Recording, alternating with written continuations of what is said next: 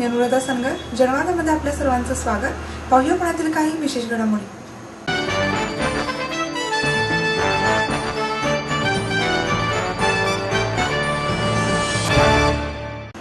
स्वातंत्र्यवीर सावरकर यांच्या जयंतीनिमित्त फर्ग्युसन महाविद्यालयाच्या वसतिगृहातील खोली सर्वांना पाहण्यासाठी खुली करण्यात आली. फर्ग्युसन महाविद्यालयातील ही खोली अनेक महत्त्वाच्या घटनांची साक्षीदार आहे. डेक्कन एज्युकेशन सोसायटीने ही खोली जतन करून ठेवली आहे. स्वातंत्र्यवीर विनायक दामोदर सावरकर यांनी महाविद्यालयीन शिक्षणासाठी फर्ग्युसन महाविद्यालयामध्ये 1902 साली प्रवेश घेतला. त्यानंतर फर्ग्युसन महाविद्यालयाच्या मुलांच्या वसतिगृहामध्ये ते 1905 सालापर्यंत राहत होते. सध्या वसतिगृहातील ब्लॉक क्रमांक 1 म्हणून ओळखल्या जाणाऱ्या इमारतीतील 17 क्रमांकाच्या खोलीमध्ये सावरकर राहत असत. महाविद्यालयामध्ये प्रवेश घेतलेला एक विद्यार्थी ते बंडखोरीमुळे महाविद्यालय सोडावे लागलेले स्वातंत्र्यवीर या प्रवासाची साक्षीदार म्हणजे फर्ग्युसन महाविद्यालयातील ही खोली. विद्यार्थी दशेतील सावरकर, मित्रांबरोबर गप्पा मारणारे सावरकर आणि बंडखोर विद्यार्थी म्हणून महाविद्यालयातून काढून टाकलेले सावरकर आणि त्यानंतर BA पूर्ण करून शिकण्यासाठी परदेशी जाण्याचा निर्णय घेणारे सावरकर असे अनेक प्रसंग या खोलीने पाहिले आहेत. सावरकरांच्या आयुष्यातील अनेक महत्त्वाच्या घडामोडी त्यांच्या फर्ग्युसन महाविद्यालयाच्या वसतिगृहामधील वास्तव्याच्या काळात घडल्या. फर्ग्युसन महाविद्यालयाच्या या खोलीत अगदी धर्मचिंतन, राजकारण, समाजकारण अशा अनेक विषयांचे खल होत. तरुण वयातील सावरकरांनी जेव्हा फर्ग्युसन महाविद्यालयामध्ये प्रवेश घेतला तेव्हा लोकमान्य टिळक, बिपिनचंद्र पाल, लाला लजपतराय यांच्या विचारांचा प्रभाव त्यांच्यावर होता. या तिघांपासून प्रेरणा घेऊन सुरू केलेल्या स्वदेशीच्या चळवळीचा विचार पुढे आला. तो याच वसतिगृहातील खोलीमध्ये. दसऱ्याच्या दिवशी पुण्यात परदेशी कपड्यांची होळी केली गेली. ती होळीची कल्पना याच खोलीतील. त्या कार्यक्रमाचे नियोजनही इथेच बसून झाले. हळूहळू ही खोली स्वातंत्र्याच्या भावनेने प्रेरित झालेल्या पुण्यातील त्यावेळच्या तरुणाईचा अड्डा झाली आणि त्यातूनच उभी राहिली अभिनव भारत संघटना. सावरकरांच्या आयुष्यातील या सगळ्या घडामोडींची उपलब्ध आठवणी डेक्कन एज्युकेशन सोसायटीने या खोलीत जपून ठेवल्या आहेत. सावरकरांची पुस्तके, त्यांच्या काही वस्तू, दुर्मिळ छायाचित्रे, त्यांचा अंगरखा अशा वस्तू या खोलीत ठेवण्यात आल्या आहेत. सावरकरांच्या पुण्यातील स्मारकांपैकी हे एक छोटेखानी पण महत्त्वाचे स्मारक आहे. वर्षभर गजबजलेल्या वसतिगृहातील इतर खोल्यांना आजही खोली प्रेरणा देत आहे.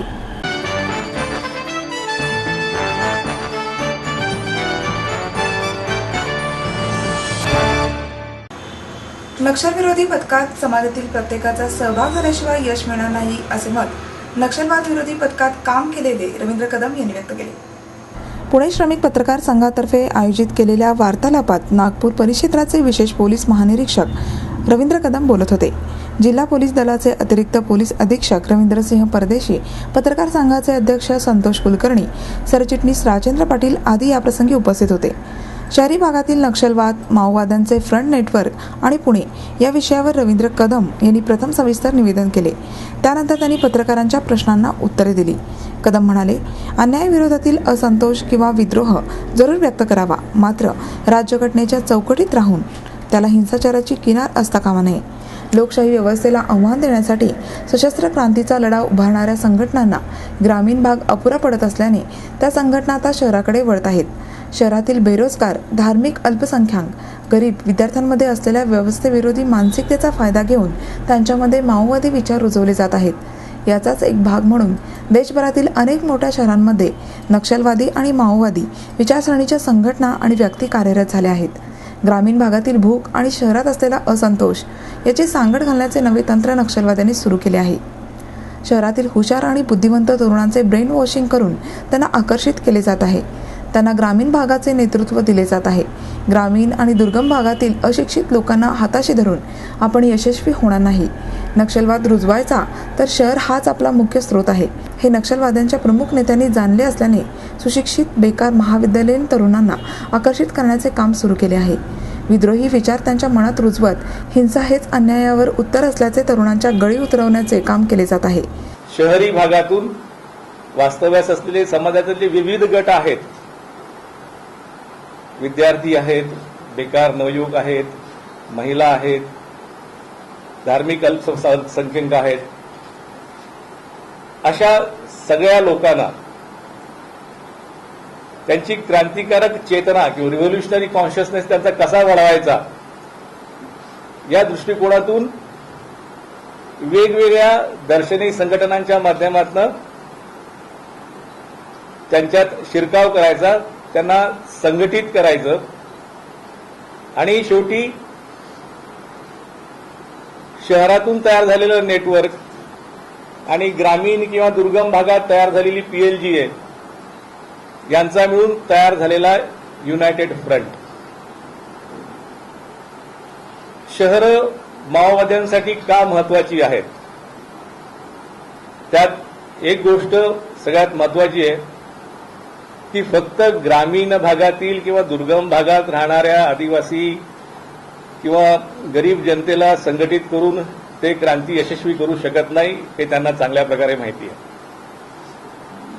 दुसरं महत्वाचं की शहरांमधून लोकसंख्येचा एक मोठा भाग राहतो आणि जोपर्यंत या मोठ्या संख्येनं शहरात राहणाऱ्या जनतेला क्रांतीच्या उद्देशानं ते तयार करणार नाहीत, म्हणजे हातात शस्त्र घ्यायला तयार करणार नाहीत, हातात दुसरी शस्त्र घ्यायची नाही तर हातात शस्त्र घेऊन कुठेतरी त्या PLGA सोबत युनायटेड फ्रंट तयार करायचा, हे जोपर्यंत होणार नाही तोपर्यंत क्रांती यशस्वी होऊ शकणार नाही. हे त्यांचं गणित सरळ सोपं साधं मांडलेलं आहे त्यांनी आणि ते बरोबरही आहे.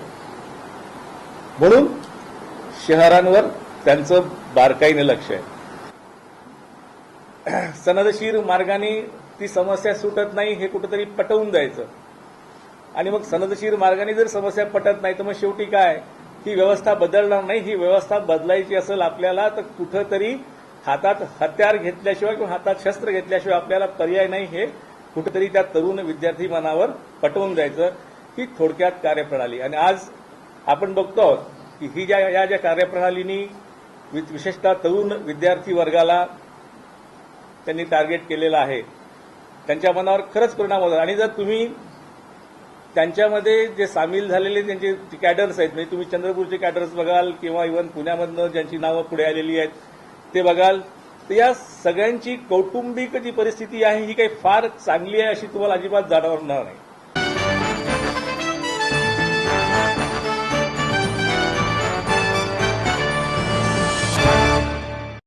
एडमिशन के साथ अपॉइंटमेंट लेटर भी.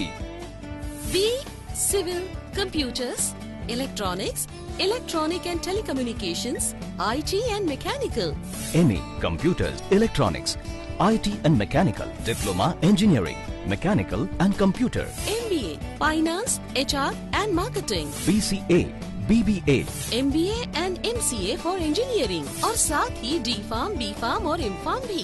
Siddhant International School CBSE from nursery to 5th standard. Siddhant College. Transport एवं हॉस्टल फैसिलिटी. 22 एकड़ का विशाल कैंपस. AICT दिल्ली और पुणे यूनिवर्सिटी द्वारा मान्यता प्राप्त.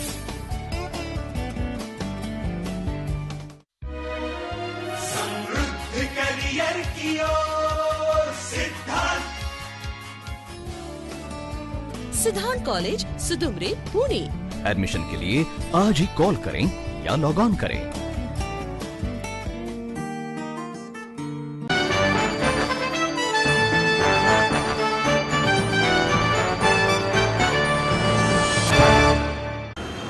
भाषावृद्धीच्या दृष्टीने संस्कृत भाषेचे संवर्धन होणे गरजेचे आहे असे मत अभिनेते राहुल सोलापूरकर यांनी व्यक्त केले. निनाद संस्थेतर्फे संस्कृत भाषाप्रभू स्वातंत्र्यवीर सावरकर पुरस्कार प्राध्यापक मुक्ता गरसोळे कुलकर्णी यांना सोलापूरकर यांच्या हस्ते प्रदान करण्यात आला. त्यावेळी ते बोलत होते. स्मृतिचिन्ह, सन्मानपत्र, 5,000 रुपयांचा धनादेश आणि पुष्पगुच्छ असे पुरस्काराचे स्वरूप होते.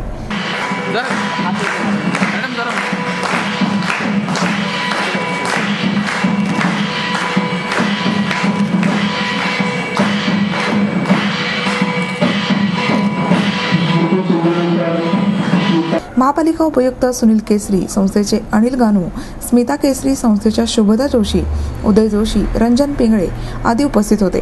सोलापूरकर म्हणाले, स्वातंत्र्यवीर सावरकर लोकांना आजही समजले नाहीत. त्यांचे द्रष्टेपण आपण अजूनही स्वीकारलेले नाही.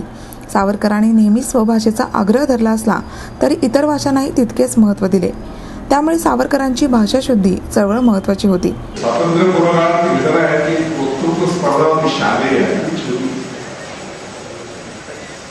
नियोजित विषयावरती 5 ते 7 मिनिटं बोलायचा असा विषय होता. अनेक जण येऊन बोलले. स्पर्धा संपली संध्याकाळी आणि परीक्षकांनी बक्षिसं जाहीर केली आणि लोकांमध्ये जरा नाराजी पसरली. नाराजी पसरल्यानंतर एक परीक्षक उठले आणि म्हटले, मला कल्पना आहे ज्या विद्यार्थ्याला बक्षीस द्यावं असं तुमचं मत होतं त्याला आम्ही का दिलं नाही. आम्ही त्याला विशेष पारितोषिक देणार आहोत, पण ते पारितोषिक एवढ्यासाठी त्याचं पाठांतर अत्यंत सुंदर होतं, गोभरत्या भाषेत तो अत्यंत बोलला आणि म्हणून त्याला आम्ही बक्षीस द्यायचं असं ठरवलं. पण ते परीक्षकांचं का, तर ही वक्तृत्वाची स्पर्धा आहे आणि वक्तृत्व हे पाठांतराचं नसावं असं आम्हाला वाटतं. कारण तो मुलगा ज्या वयाचा आहे त्या वयाचं त्याचं बोलणं वाटलं नाही. आपल्याला अनेकदा चित्रपटात नाटकात असं वाटतं बघा की बोलणारा जर पात्र लहान असलं तरी फार आगाऊपणा नसते, कारण ते लेखकाचे शब्द तो बोलत असतो. त्या परीक्षकांसोबत असं होतं की त्याच्या वयाच्या मानाने जरा जास्त प्रौढ आणि प्रगल्भ भाषा त्याच्यात तोडली होती. ही काही त्याच्या बुद्धीच्या आकलनाची कक्षा नाही असं वाटतं. म्हणून ज्यापुढे त्याला भाषण लिहून दिले तरी त्यांनी मात्र अत्यंत सुंदर अभिव्यक्तीतून बोलला. म्हणून त्या पाठांतराबद्दल आम्ही त्याला फक्त आणि सभाधारित्याबद्दल आम्ही त्याला बक्षीस देतोय. पण वक्तृत्व स्पर्धा असल्यामुळे ज्यांचं वक्तृत्व आम्हाला लोभवतं पण मनस्वी आणि वयानुरूप वाटलं त्यांना आम्ही बक्षिसं दिली. त्या मुलाने पुन्हा हात वर केला आणि म्हणला, मला जरा 2 मिनिटं बोलायची परवानगी मिळेल. परीक्षकांनी येऊन सांगितलं, काय सांग. त्यांनी येऊन सांगायला सुरुवात केली की हे मी जे काही बोललो आता वक्तृत्व स्पर्धेमध्ये नियोजित विषयावरती, या विषयावरचं संपूर्ण भाष्य माझं मला कुणीही ते लिहून दिलेलं. मग गीतेमधला मी 16व्या अध्यायातला कामान्यान कर्मान्यासन का वापरलं याचं त्यांनी उदाहरण दिलं. मग त्यांनी या घटनांचा उल्लेख मी का केला याचं त्यांनी उदाहरण दिलं आणि त्यांनी संपूर्ण भाषणाचं विवेचन पुढच्या 3 मिनिटांमध्ये केलं आणि सांगितलं की हे संपूर्ण भाषण मी स्वतः तयार केलं होतं आणि मी उत्स्फूर्तपणे इथून बोललेलो आहे. कुठल्याही मोठ्या माणसाने मला लिहून दिलेलं आहे, या सगळ्याचा अभ्यास मी केला आहे. आता परीक्षकांची खरी वेळ होती कसोटीची. परीक्षकांनी पुन्हा एकत्र निर्णय घेतला आणि बदललं, कारण प्रचंड लोकांच्या पुन्हा टाळ्या मिळाल्या आणि त्या मुलाचं नाव पहिलं बक्षिसासाठी जाहीर केलं. मुलाने पुन्हा हात वर केला. ते म्हणजे आता काय, परत मी मला विनंती आहे बोलायचं. तो असं म्हणला की वक्तृत्व स्पर्धा आहे आणि ती उत्स्फूर्ततेची आहे, म्हणून तुम्ही मला आधी बक्षीस दिलं नव्हतं आणि मी सखोल विवेचन केल्यानंतर तुम्ही मला बक्षीस दिलं. ज्यांना परीक्षक म्हणून नेमल्यानंतर हे उत्स्फूर्त आहे का पाठांतर हे कळलं नाही अशा परीक्षकांकडून मला पहिल्या नंबरचं बक्षीस नको. हे म्हणणाऱ्या मुलाचं नाव होतं विनायक दामोदर सावंत.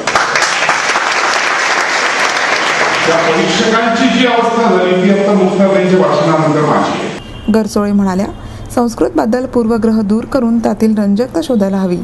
केवळ पाठांतर करून भाषा शिकता येत नाही, त्याकरिता सखोल अभ्यास करून भाषा समजून घेणे गरजेचे आहे. 7 समुद्रापार संस्कृत भाषेबद्दल आकर्षण आहे, मात्र आपल्या देशातील लोक यापासून दूर आहेत.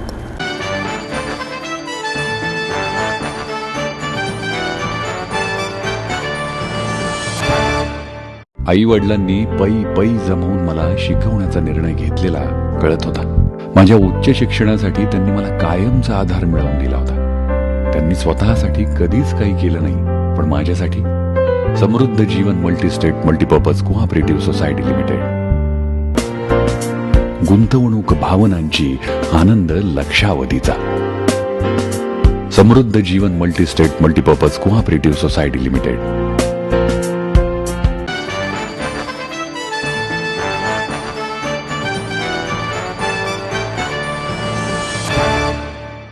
दलितांवरील अत्याचाराविरोधात 31 मे रोजी अहमदनगर येथे परिषदेचे आयोजन करण्यात आले आहे. अहमदनगर जिल्ह्यातील खर्डा येथे दलित तरुणाची हत्या आणि जालना जिल्ह्यातील दलित सरपंचाचा खून यामुळे दलितांवरील अत्याचार वाढत असून या संदर्भात विचारमंथन करण्याच्या दृष्टीने राज्यस्तरीय दलित अत्याचार विरोधी परिषदेचे आयोजन 31 मे रोजी अहमदनगर येथे केले आहे. सामाजिक न्याय परिषदेतर्फे अहमदनगर येथील सहकार सभागृहात ही परिषद होणार आहे. उद्घाटन ज्येष्ठ सामाजिक कार्यकर्ते डॉक्टर बाबा आढाव यांच्या हस्ते होईल. यावेळी माजी खासदार यशवंतराव गडाख, ज्येष्ठ सामाजिक कार्यकर्त्या विद्या बाळ, सामाजिक टीकाकार रामदास फुटाणे, ॲडव्होकेट असीम सरोदे, परिषदेचे अध्यक्ष आमदार ॲडव्होकेट जयदेव गायकवाड आदी उपस्थित राहणार आहेत. दलित अत्याचार प्रतिबंधक कायद्याला 25 वर्षे पूर्ण होत आहेत. तसेच यावर्षी कायद्यातील बदलाचा वटहुकूम केंद्र सरकारने मार्चमध्ये लागू केला आहे. त्याचाही विचार संबंधित यंत्रणांनी करण्याची आवश्यकता आहे. राज्यातील हे कठोर वास्तव नितीन आगेच्या हत्येने पुन्हा एकदा अधोरेखित झाले. त्यामुळे परिषदेचे आयोजन केले असल्याचे गायकवाड यांनी सांगितले.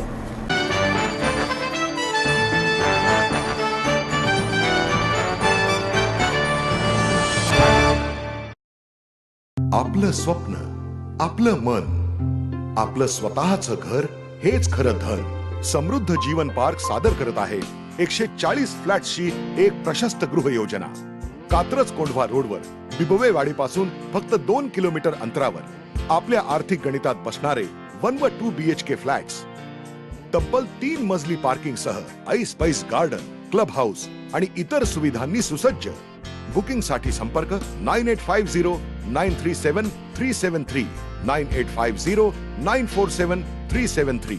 समृद्ध जीवन, नांदी सौभाग्याची, सुरुवात प्रगतीची.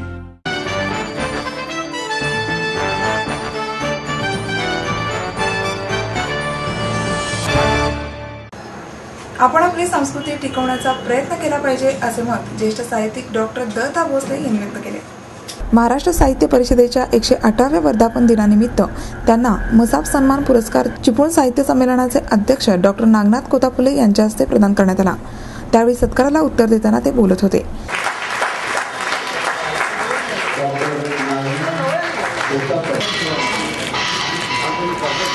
यावेळी डॉक्टर विजय दांडेकर यांना भीमराव कुलकर्णी कार्यकर्ता पुरस्कार तसेच डॉक्टर पुष्पा गावित यांना ताईसाहेब कदम पुरस्कार प्रदान करण्यात आला.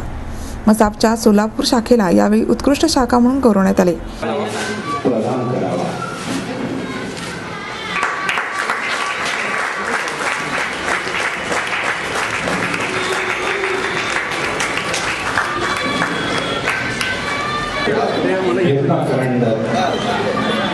आपण स्वीकारावा. डॉक्टर नागनाथ कोतापुले सरांचे हस्ते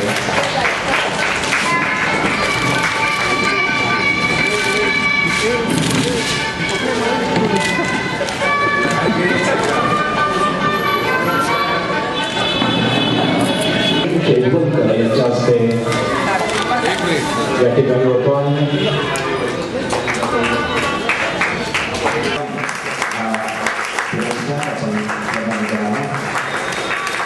यावेळी मसापचे अध्यक्ष डॉक्टर प्र. शेजवलकर, कार्याध्यक्ष डॉक्टर माधवी वैद्य, कार्यवाह प्रकाश पायगुडे तसेच कोषाध्यक्ष सुनील महाजन उपस्थित होते. डॉक्टर भोसले म्हणाले, आपली संस्कृती आणि आपली भाषा टिकवायची तर प्राथमिक शाळेतल्या मुलांवर जास्त लक्ष केंद्रित करून त्यांची जडणघडण करायला हवी. यासाठी शिक्षकांचे अध्यापन कौशल्य वाढायला हवे. राज्यात अनेक ठिकाणी छोट्या साहित्य संस्था आहेत. त्या भाषा जगवण्याचे काम करत आहेत. या शाखांचे महामंडळात रूपांतर करायला हवे. विजय तेंडुलकरांसारख्या लेखकांनी इंग्रजीत लिहिले असते तर ते अनेक लोकांपर्यंत पोहोचले असते आणि त्यांना आंतरराष्ट्रीय पुरस्कारही मिळाले असते. त्यामुळे मराठी ललित आणि शास्त्रीय साहित्याचा इतर भारतीय आणि आंतरराष्ट्रीय भाषात अनुवाद झाला पाहिजे. त्यासाठी वेळ पडली तर दबावगट निर्माण करायला हवेत. डॉक्टर कोतापल्ले यांनीही मनोगत व्यक्त केले. ते म्हणाले, सांस्कृतिक संघर्षावर मात करण्यासाठी आपल्या भाषेतून व्यवहार करणे आवश्यक आहे. आज साहित्य समाजातील चळवळी जवळपास संपल्या आहेत. त्यामुळे साहित्य परिषदेसारख्या संस्थांची गरज वाढते असे मत त्यांनी व्यक्त केले.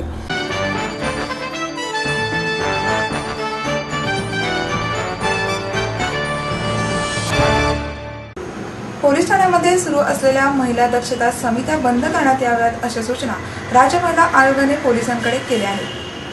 वेगवेगळ्या तक्रारी घेऊन पोलीस ठाण्यात येणाऱ्या महिलांसाठी मार्गदर्शन व समुपदेशनासाठी महिला दक्षता समित्यांची स्थापना करण्यात आली आहे. मात्र पोलिसांचे काम गुन्हे नोंदवण्याचे आहे. पोलीस ठाण्यात समुपदेशनाचे काम होऊ नये, त्यामुळे महिलांसमोर अधिकच संभ्रम निर्माण होतो असे आढळून आले आहे. समुपदेशनाची गरज भासल्यास महिला आयोगाच्या समुपदेशन केंद्राशी संपर्क साधावा, ते आमचे काम आहे असे शहा यांनी पत्रकार परिषदेत सांगितले. दरम्यान आयोगाच्या वतीने पुण्यात विविध तक्रारी संदर्भात महिलांची सुनावणी घेण्यात आली. त्यामध्ये प्रामुख्याने मालमत्ता विषयक तक्रारींचे प्रमाण अधिक होते. महिलांना हक्काने मिळणारी वडिलोपार्जित मालमत्ता देण्यात अडथळे येत असल्याचे समोर आले. तसेच कौटुंबिक हिंसाचाराच्या तक्रारीचेही प्रमाण मोठे आहे असेही शहा यांनी सांगितले. आम्ही एकच सांगायचं माझा हेतू आहे की आमच्या एक मोहीम आहे, महिलापर्यंत महिला आयोगनी पोचावा. तुमच्या माध्यमातून आम्ही असं सांगणार आहोत महिलांना की जेव्हा आम्ही हिअरिंग घेतो तेव्हा आता जेव्हा आम्ही आज आलो इथे तर ॲटलिस्ट 15 महिला असंच भेटायला आले आम्ही की मॅडम आम्हाला त्रास आहे, आम्ही मुंबईपर्यंत पोचू शकलो नाही, म्हणजे आम्ही इथे आलो आहोत. तर त्याची हिअरिंग आम्ही घेतली. आणि इथे जेव्हा आपण स्थानिक पातळीवर हिअरिंग घेताना SP असतात, कलेक्टर असतात, तर काहीतरी महिलाला असं वाटते की कोणीतरी आम्हाला ऐकून घेतलं. परत आम्ही 10 दिवस नंतर परत आढावा बैठक घेणार आहोत. 10 तारीखला इथे आम्ही परत हे सगळे केसवरती काय झालं, SP ना मी दिलेलं आहे की आम्हाला रिपोर्ट द्या. डोमेस्टिक व्हायलन्सचे केसेस आहेत, त्याला महिलाला रिलीफ नाही भेटली. तर का बरं रिलीफ नाही घेतली? फारसे डोमेस्टिक व्हायलन्स केसेसमध्ये लॉयर्स इन्वॉल्ड आहे, गरज नाही. पण सध्या पण जसं फॅमिली कोर्टमध्ये झालं तसंच मला कुठेतरी वाटते की डोमेस्टिक व्हायलन्सच्या केसेसमध्ये पण लॉयर्स आता पुढाकार घेत आहेत. तर लॉयरला पण आम्ही पुढच्या वेळी बोलून घेतलं आहे की तुम्हाला माहिती आहे की 90 डेजमध्ये महिलाला रिलीफ भेटायला पाहिजे, का बरं भेटत नाही? तर अशी मोहीम अशी कशासाठी उपलब्ध करून दिली आहे? कारण त्यांना वाटायला पाहिजे की आम्ही आहोत प्रश्न विचारायला. डिव्हिजन हेडक्वार्टर्सपासून आम्ही सुरुवात केलेली आहे. मुंबईमध्ये आमचा हेडक्वार्टर्स जे आहे, आयोगची ऑफिसेस आहे. नाशिक, धुळेमध्ये आम्ही गेलो. आज पुण्यामध्ये आहोत. औरंगाबाद आम्ही 4 आणि 5 तारीखला आहोत. नागपूर, अमरावती आणि चंद्रपूर 18, 19, 30 राहील. 18th, 19th आणि 20th जून असं आमची बैठक राहील.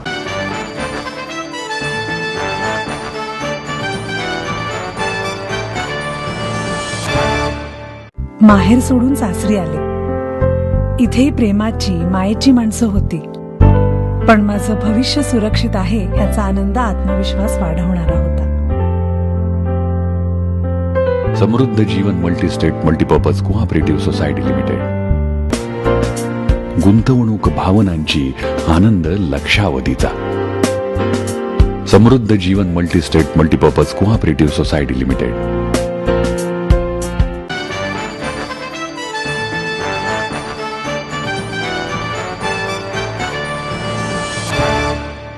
डॉक्टर बाबासाहेब आंबेडकर सांस्कृतिक महोत्सव समितीतर्फे 29 आणि 30 मे रोजी शॉर्ट फिल्म आणि डॉक्युमेंटरी महोत्सवाचे आयोजन करण्यात आले आहे. नॅशनल फिल्म आर्काईव्हमध्ये महोत्सव होणार आहे. या महोत्सवात प्रथम पारितोषिक विजेत्या लघुपटाला 20,000 रुपयांचा आणि माहितीपटाला 20,000 रुपयांचा पुरस्कार देण्यात येणार आहे.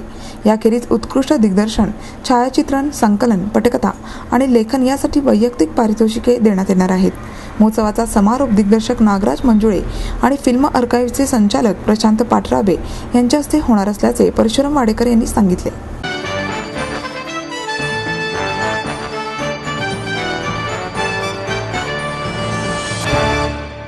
आणि याबरोबरच आजचे बातमीपत्र संपले. उद्या पुन्हा भेटूया याच वेळी. नमस्कार.